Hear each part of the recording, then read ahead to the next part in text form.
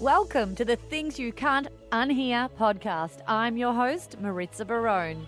In this show, I will introduce you to ideas, concepts, and mindsets that will open your mind to a new world of well-being and personal life growth.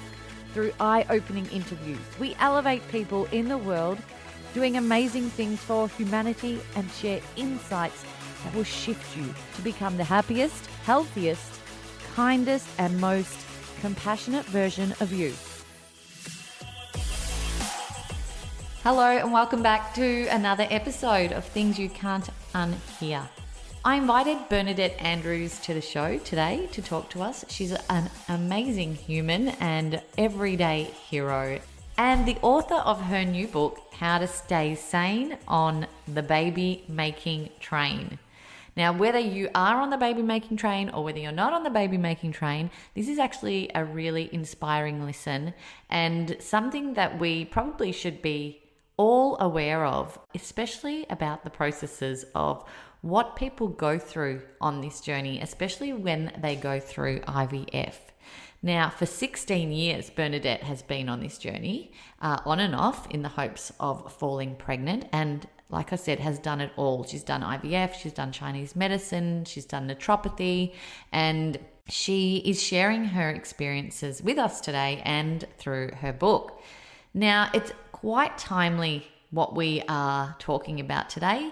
The Victorian Government here in Australia a couple of days ago put a pause on all IVF treatments for 90 days. And there was a huge outcry from the community because of obviously the impact that would have on so many people who are approaching a cycle or are mid-cycle. There were emotional pleas from so many doctors and families who really tried to make the government understand what it meant for them. There were petitions signed with hundreds and thousands of signatures.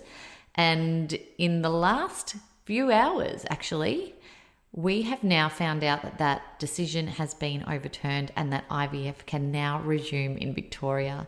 So it is a huge accomplishment and a wonderful news that was welcomed early this morning.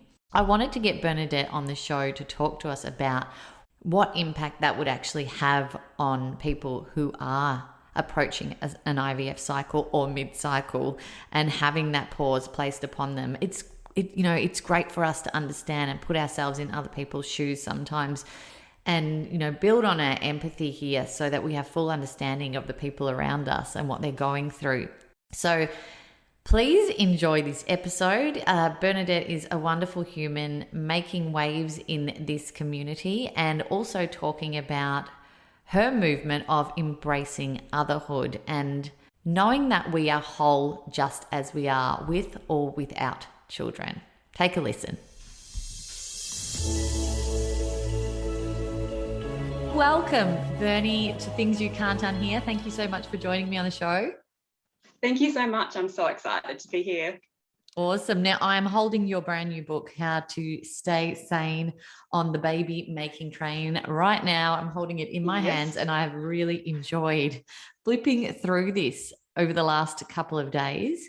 It's been quite an interesting time for you to launch this book, actually, Bernie, because I don't know if our listeners are aware, but there's been a lot of hoo-ha going on in the political and media worlds right now with a ban or a pause on IVF in Victoria for 3 months, which has now happily, as of a couple of hours ago, I believe, it is been backflipped and has now resumed. So it's actually a good time for you to launch your book because people are starting to talk about IVF more because of what's just happened and why something like that, something so significant in pause, why a pause of that duration can be so significant and damaging to the IVF process. Yes, definitely. Yeah, so basically, with the process of being paused, when you are on the IVF journey, the whole fertility journey from start to finish, you are very tunnel driven. That's all you can really, it basically overtakes all of your life. It overtakes every part of your life. It's not just you magically wake up and fall pregnant and have a baby, which would be so exciting for most. It takes over your relationships, your work, your home, what exercise you do, what you eat, what you drink, what you do on the weekends. It takes over everything. It takes over the financial side of things. It takes over, holidays and wedding invitations and, camping and travel trips that you might get invited to. So when you're in that zone, it's just very tunnel visioned on your next cycle. Everything is basically around 2-week or 4-week increments in the fertility IVF world. So obviously, a woman's natural cycle is usually a month, 4 weeks. When it doesn't work, you've got basically 2 weeks to get back on the train with ovulation and trying to fall pregnant. And then you've got a 2-week wait after that to see if it's actually worked or not. So everything is very much tunnel driven down to that particular, that's basically your new life. That is all that you're thinking about. So having a government put a ban on something that is all your focus is about, it really has gutted a lot of women, a lot of couples. It's like the last thing that you would think of happening is going through a pandemic, going through infertility, IVF, and then a government saying, no, that's not important enough. I understand from when I put my lens of the situation, when I think about, okay, government health, I understand how it came about because I'm just stepping back from that emotional charge. When I step back, I understand exactly how it came about, but it's been so amazing that women have actually stood up for themselves and said, hey, this is not elective. I didn't choose to do this.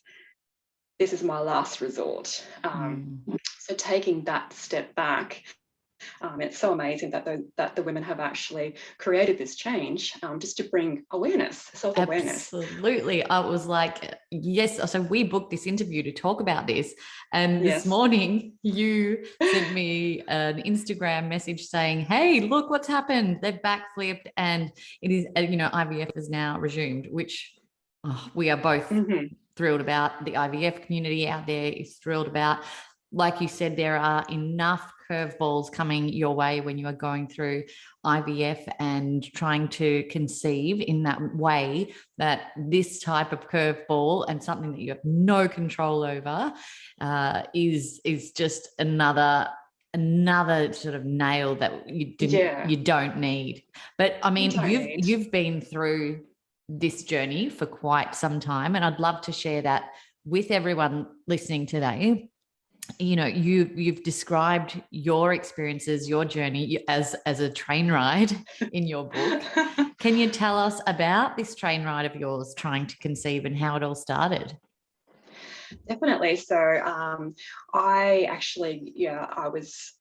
I got married quite young. I was 22 when I got married, and being the youngest of, 5 kids and growing up in a very traditional, childhood, it was just the expectation, you have kids.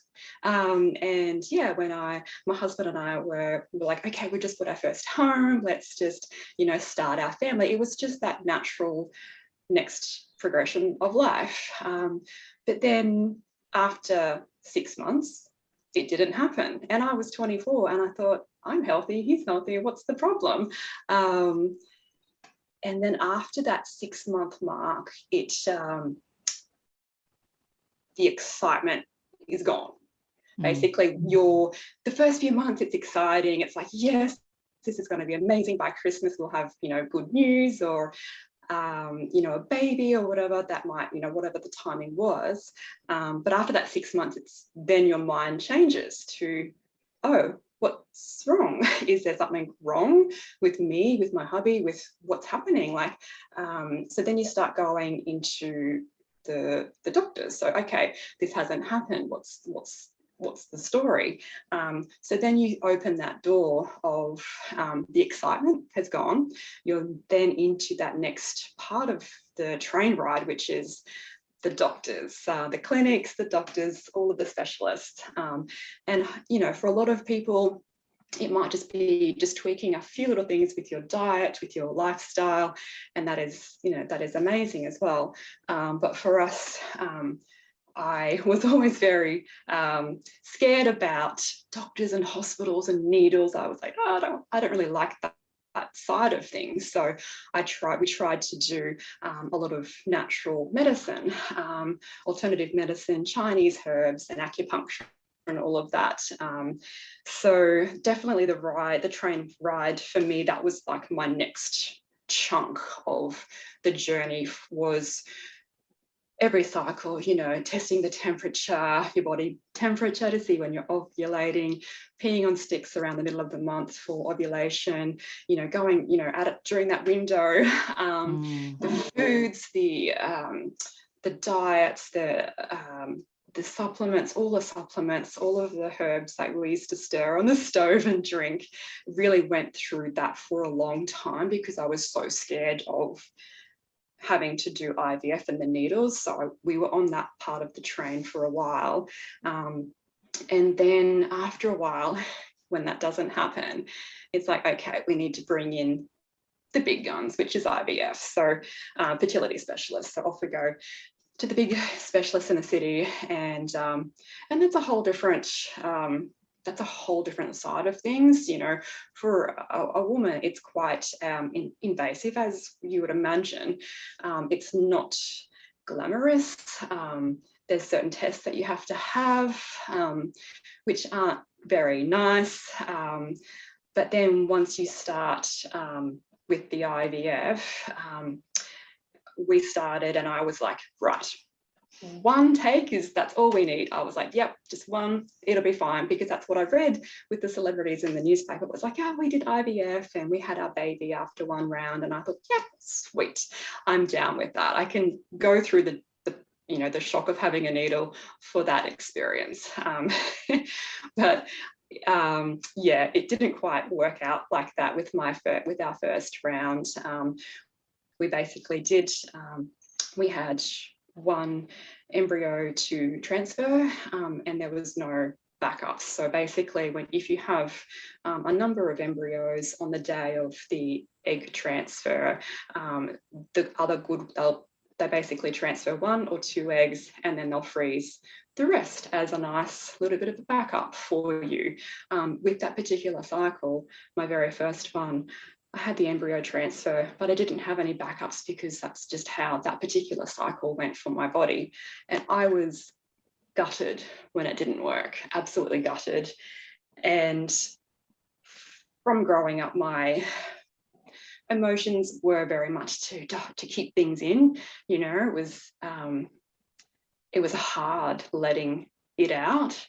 And for me, it was just crying by myself in the dark. Like, that's how I thought that I should, that's the only way that I knew to get that emotion out. But now in hindsight, I know that it definitely wasn't.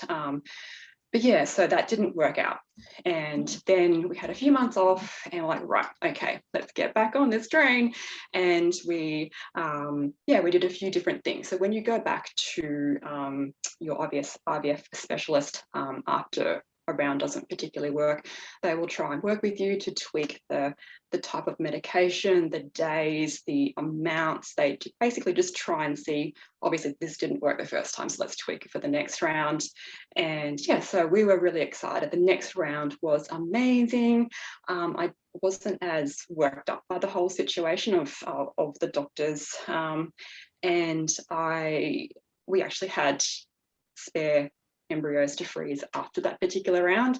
Even though it didn't work, that feeling of having a backup was like, okay, this didn't work, but you know what, we've got a backup. It's okay, I don't have to go through all of the injections, or as many injections, the egg retrieval process, which is when you have to go into hospital in the morning to have the eggs retrieved.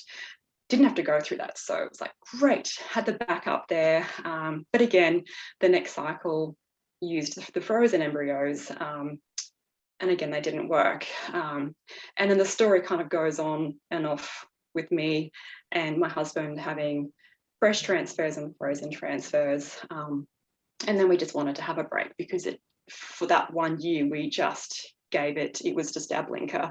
That was exactly what we were focusing on. It didn't work at the end of that year. And it was gut-wrenching because the very last cycle that we had, I always seem to have, after the egg transfer, you normally have a full 2 weeks for the blood test that they provide you with the script at the clinic. But I always had, my period was always early.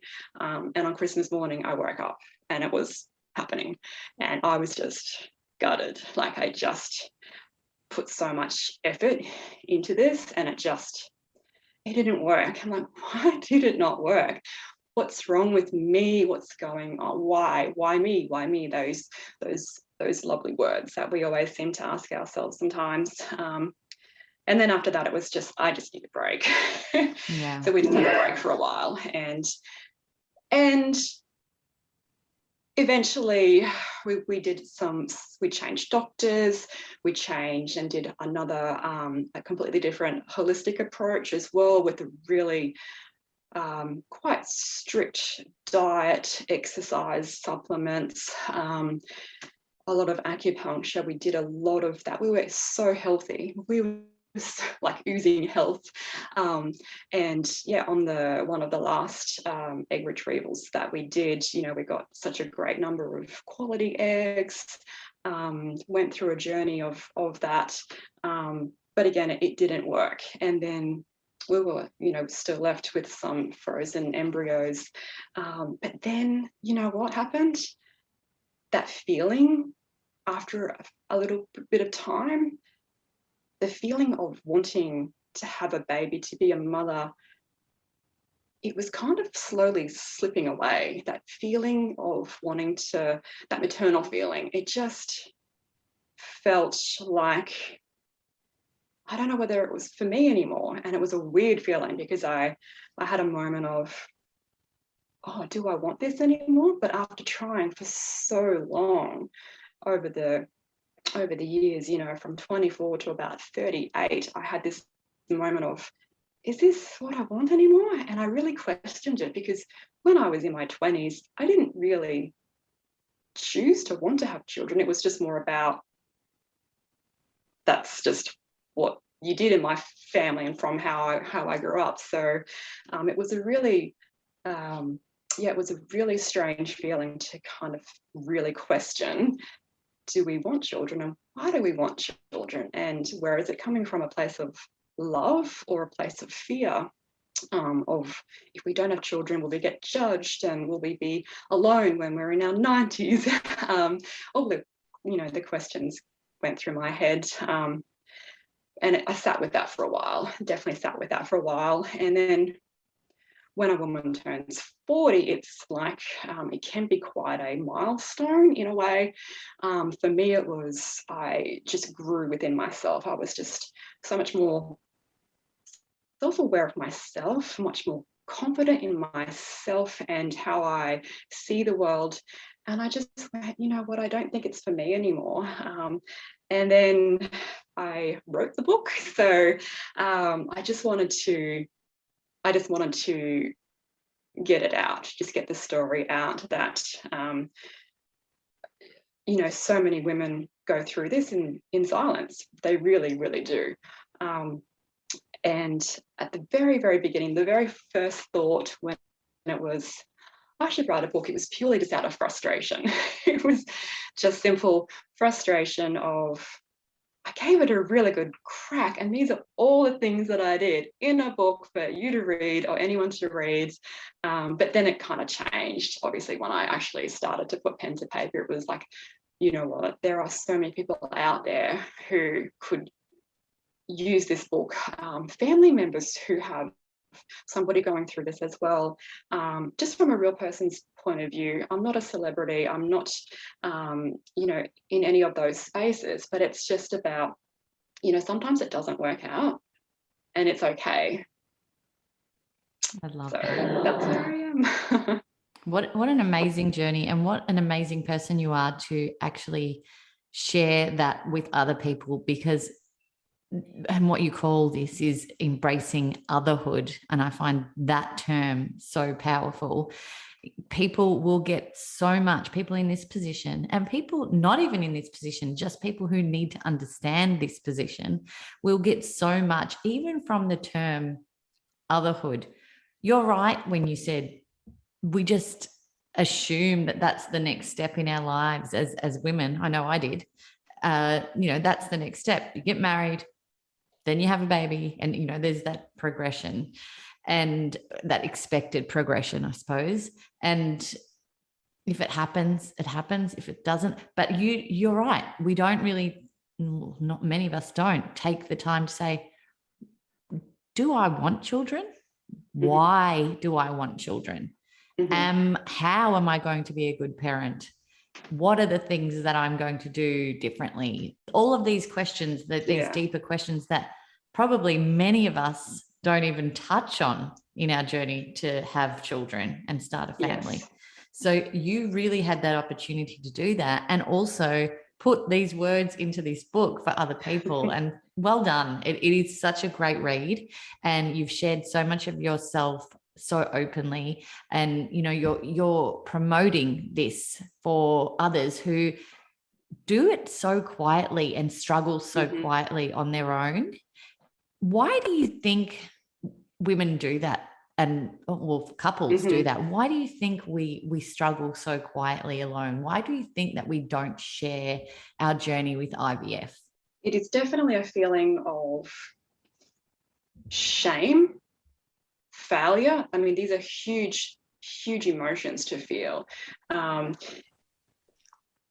can't I fall pregnant? Is there something wrong with me? Why can't I give my husband, partner a child? It's because it's not just one, it's both of you who are going into otherhood. But definitely a lot of shame around failure. It's you don't want to be, it's hard to talk about it at the family barbecue. So basically it's releasing that shame, knowing that, I put it in a different way. If something medically was to happen to us, you got a diagnosis of something really not very nice, cancer, for example, most of us would tell everyone. We would tell quite a few people, because we need them. We're going to really need them in certain different particular levels. But so why does infertility, not being able to fall pregnant, going through IVF disappointments, why do we have to keep that? Why do we feel we have to keep that in the dark? It's not talked about very much. There wasn't many, when I was going through the journey, I reached out online and stuff, and there was a lot of celebrities and people who went through IVF, but then they had a baby, and there are a lot of stories in the magazines about women who have gone through IVF, but now after 3 rounds or 1 round, they had their baby. And I'm like, but where is everyone else? Like, where are the people that have gone through it that didn't end up with the baby? Like, where are they? Is it just me? I thought it was just me at first. I thought it was it was just me. So it's definitely about just bringing into the world that, there's a lot of movements out there about hashtag mum life and hashtag childless by choice and things along those lines. But there's nothing really about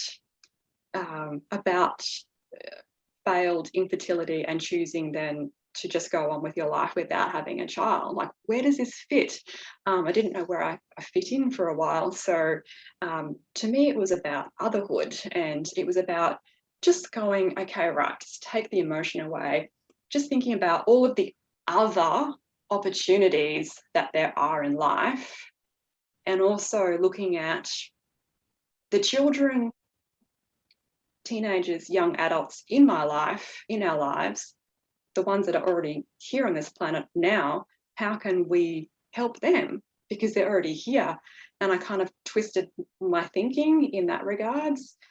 switched it around to, okay, I know it's very cliche to say, oh, just be a really good auntie. But for me, it was, that actually did come into my life, that particular scenario. And I've, definitely embraced the children, the teenagers, the young adults in my life where, we can help them. So and there's lots of other opportunities in life that we can do now. We don't have the challenges of having children in school and having to have a set, routine and structure for them. We can actually do a lot of other things. And you know what? It's okay. Usually our upbringing is, to be selfless. But you know what? We actually really, really wanted children. It didn't happen. And I'm just going to embrace this new life and I'm just going to go with it. So, and that's okay. It's okay. You're right, Bernie. It is okay. It's totally okay. And you are helping other people now in this situation called Otherhood. Tell us how you help other people and the coaching that you do. Yeah, so basically there's the coaching that I am doing is for the couples and the women who are going through IVF and they're just getting disappointment after disappointment. Once you have a failed IVF round, you'll just go back to the clinic and they'll say, okay, right, next cycle, let's do this, let's do that. But you don't really get any support from the clinics, well, not from the ones that I went to, that were, hey, is this still working for you? How can we support you if this doesn't work out for you? There wasn't any post care in that regard. So I'm here to help women and couples go to transition into finding their otherhood. And for me, it's about helping them release all of that, mindset that they've been in for years. Most of them will have been in for years. The shame, the lack, the failure, just releasing the old beliefs that when I was growing up, I just assumed that I would have children, just releasing that limiting belief and then moving them into a place of clarity. We grow from the experiences that we've been through in life. How can we use that to our advantage? And moving them into basically ambition and a new momentum and to live an inspired life of what are all the other things that we can do with our life. And that is basically where I am helping them transition from failed infertility through to living their best life. And it's about setting themselves up every day, setting us up every day for the day ahead. And a lot of it is mindset, because a lot of past traumas definitely are held in the mind and body, and it's about releasing that. Self-awareness is such a huge thing, and I personally have really embraced that in my early 40s now as well. I just wish I had known all of this when I was in my 20s and 30s. But yeah, it's all about self-awareness and just to feel excited about life. Life is so short at the end of the day, and we just need to just seriously embrace it, move on, and just to feel good every day is the journey that I'm hoping that I will be taking women on. I love how, and I love it when other people do this, but I love how you have turned your trauma, your pain, your suffering into your purpose. And you're truly living that now and guiding and helping others through that process. And not many other people are, like you said. So it's definitely a great position for you to be in. You've got, nearly 15 years of experience in this journey and in these experiences of your own that you can share with other people. You've pretty much been through it all, haven't you? Yes, definitely. Yeah. It was definitely something that I resisted it for a while to write a book. It's, all of the, who am I to write a book? All of those things came up. And then it was also about all the personal journey, the personal stories as well. I knew that when I wrote the book that I had to write it all. I couldn't filter it for people that reading it, I had to go, right, I'm writing this for the people who are on this train ride with me. So once I just channeled into that feeling, it just came about, to my surprise and excitement. Mm-hmm. What was the writing process like for you? I mean, you've obviously done a lot of personal development in your life, but did it raise a lot of the old feelings that were left, perhaps not dealt with in the past? Did it bring them back up? Is it something that you had to sort of experience the pain again to get through to the other side? What was the journey of writing the book like for you? Yeah, at the very, very beginning, it was, like I said before, it was a little bit of frustration and bit of anger that I was still holding on to, just the why not me? Why did this, why didn't it work for me? But then once I started actually writing and bringing up all of the past, appointments with different doctors and numbers and how many eggs and all of the transfers. And once I brought up that kind of stuff, it actually really, it was like I released it all when I was writing it. Absolutely. And then after a while, about that halfway mark of writing it, I thought, I actually really like doing this. I never thought that I would.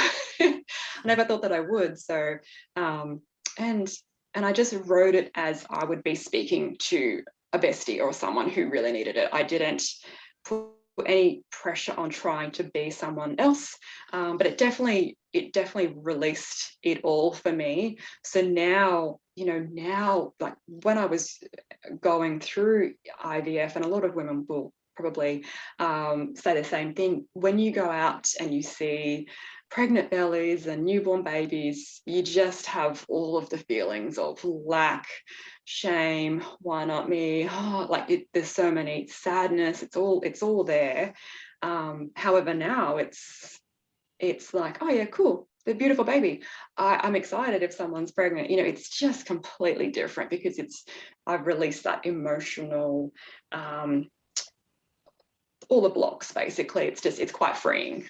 You've decided now to stop the fertility process, but yes. For people who haven't, and they Mm-hmm. it's still so useful for them to learn these Mm-hmm. techniques. You don't have to get to that point of deciding no more. You can actually take on what you're teaching in this book and still go throughout those processes and make it a more enjoyable experience just by flipping our perception, flipping the narrative, changing the way that we think about things, not allowing, our pregnant friends or family members or anyone to sort of upset us or become a reflection on what's going on in our lives. Like you said, it's such a great tool, no matter what stage or process you are personally going through. Yeah. And with women, with couples who are still going through this journey, and I hope that is put into the book with my tips, it's about, a lot of your control is taken away from you when you are trying to fall pregnant, and especially with fertility challenges with IVF. A lot of your control is taken away from you, but you know what? It's okay. You still have some control. I would definitely, research the specialist. If you've got something like a medical issue, research the specialists who specialize in that. Speak to a few. Don't just go with the referral from the GP. Go to that one, but also go to another one or two just to get that feeling like you can actually choose. I just went along with it until towards the end when I found a specialist who actually specialized in one of the issues that I did have. And I thought, why didn't I find you early in my journey? But yeah, really stand up and actually, try and ask questions. Don't just go with what they're saying, and your body the most. I knew my body. I knew there was things that were just not happening right as per the IVF traditional cycle. I knew that. So, but they just didn't, some of them didn't listen. So it's a matter of just taking that power back and just, researching yourself. And that would be definitely one of my tips as well. Oh, that's an excellent one, because we do need that control as humans. We like to have some element of control. So wherever you can grab it, that can be very powerful, like you said. I love how, without spoiling the end, but I love how at the end you quote that to all women who are going through this, you are whole just as you are. And whether you actually are going through IVF or not, we all need to know that we are all whole just as we are. It's such a beautiful message to share. Definitely. And yeah, it took me a while to learn that one, but it really is. And when I did do some research for the book about other celebrity women who haven't had children, I was just empowered by some of the quotes that they've had. And one of them was about being whole just as you are. You don't need, a husband, wife to be complete. You don't need this to be complete, that to be. You get to choose what is right for you. And we are whole just as we are and we have meaning in our life, regardless of if we are a parent. And that's definitely my, big takeaways.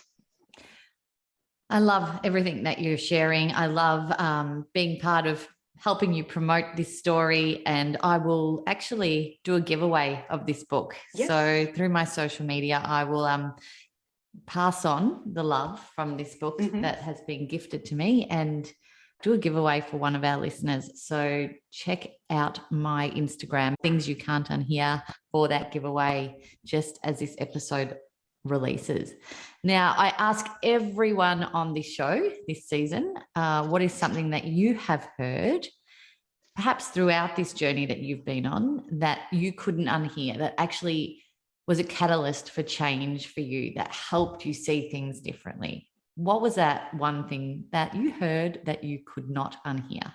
Definitely something that I hear a lot and have heard right from, just newly being married is, so when are you going to have kids? Or it might be now. So do you have children?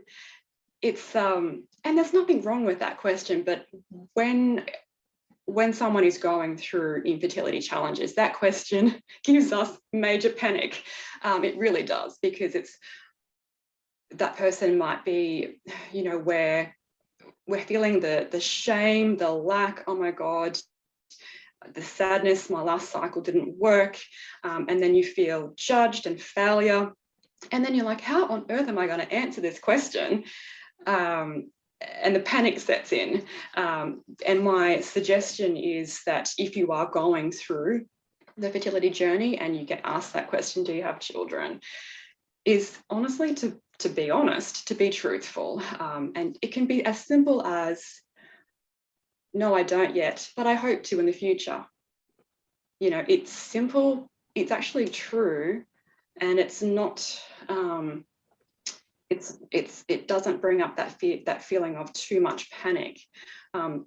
And the other one is, and the other stage, if you've gone through and you're now choosing not to, so do you have children? My answer now is again, pure honesty, but it took me a while to learn this. I now basically answer no. My hubby and I don't have any children. We really wanted children, but it just didn't happen for us. And now I'm embracing otherhood. And that's all I say. And I actually have been using that lately. The first time was, last year with the group of, there was 6 of us women around the table. One was there with the baby, and I said it, and it actually, it felt good. It felt empowering. I felt honest. I'm not hiding. I'm not like, please change the subject. So basically it's just that, that feeling of, okay, I can answer this question, it's okay. And that is really about, creating this movement about otherhood, is just being honest and excited about it. Oh, power to you, Bernie. I absolutely love that. And we don't need to hide behind anyone or anything, because we are whole just as we are. That's it. Well, thank you so much for everything you've shared today. And of course, the amazing book, How to Stay Sane on the Baby Making Train. This is your first ever podcast interview. You nailed it. You did an amazing job. On this Thank you. podcast, we have celebrities, we have well-known profiled people, we have everyday heroes, and you are certainly one of those. And I commend you in everything that you've done in your own journey and throughout your life. And I can't wait to see what's next for you and what waves Wonderful. you make. Thank you so much. It's been amazing. I was so excited to talk with you today, and I just can't wipe the smile off my face. So thank you very, very much. Thank you for listening to the Things You Can't Unhear podcast.